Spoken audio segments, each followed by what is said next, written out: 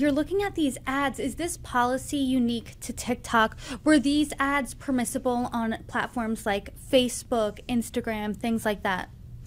The Hostages and Missing Families Forum told us that actually they were able to run the same ads with no pushback and no problem on other platforms owned by Meta and by Google. So that's one piece of this.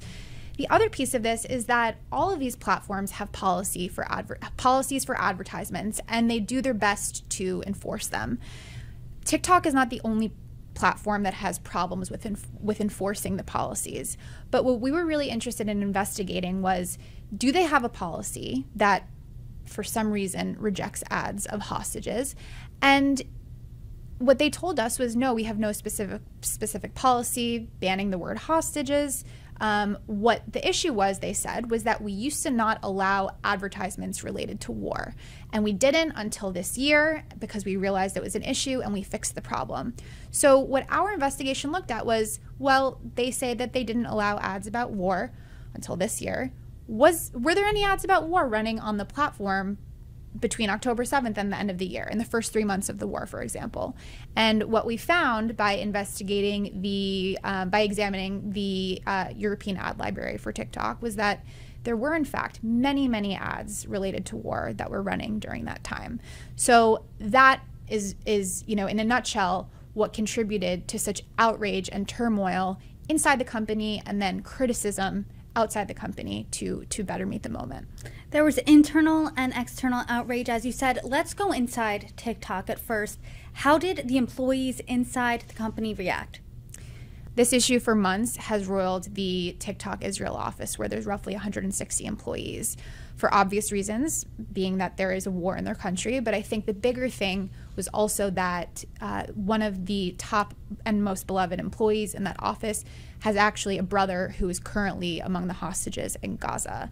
And so I think that for many of the employees, it hit close to home for that reason. Some employees had also been called up for reserve duties early in the war, only to return to understand that, to return to the company or check in with work colleagues, only to understand that this, this back and forth and this debate over why can't these ads get through, that this was all unfolding in real time. And so what you saw over the course of many months were employees on the inside pushing back on leadership, and also arguing that what leadership was saying publicly about the issue did not match with what they knew to be true internally on the issue. And in the course of our reporting, we were able to find some of that as well, simply by looking at TikTok's own European ad library. And I should also note, one of the main reporting obstacles in this, reporting any of these stories about TikTok, is that TikTok, unlike some of its, rivals like Google and Meta, they don't have an ad library that allows researchers, reporters, average TikTok users in the United States to see what ads are running on the platform in the US. So there's really no clear way to know, unless you see the ad, what is running. You don't know who's paying for it, and you don't know who's seeing it and who's being targeted.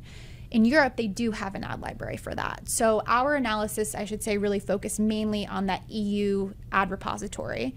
And what we were able to find was not only was there a discrepancy in the way that TikTok was applying its own policies, but that there were actually, in the crucial early weeks and months of the war, by the end of 2023, there were millions and millions of people across a dozen European countries who had been seeing ads about one part of the conflict, but not about the other.